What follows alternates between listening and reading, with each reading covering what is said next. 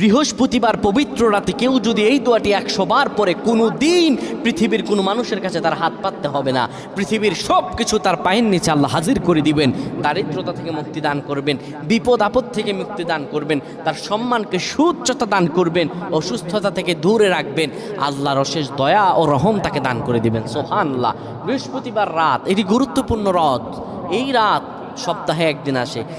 আরবিতে রাত আগে আসে, দিন পরে আসে। সুতরাং বৃহস্পতিবারের যে দিন গিয়ে রাত, এটি বৃহস্পতিবার রাত নয়, এটি শুক্রবারের রাত, এটি জুমাবারের রাত, এটি দোয়া কবুলের রাত, আল্লাহর কাছাকাছি হওয়ার রাত। সুবহানাল্লাহ। এই বৃহস্পতিবার রাত আল্লাহ তাআলা বান্দার দোয়া কবুল করেন। কেউ যদি বৃহস্পতিবার রাতে ঈশা নামাজের পরে পবিত্র হয়ে ইয়া হাইয়ু ইয়া হাইয়ু ইয়া হাইয়ু ইয়া রফিয়ু ইয়া রফিয়ু ইয়া রফিয়ু এই দোয়াগুলো পড়তে পারে 100 বার, আল্লাহ রাব্বুল আলামিন তার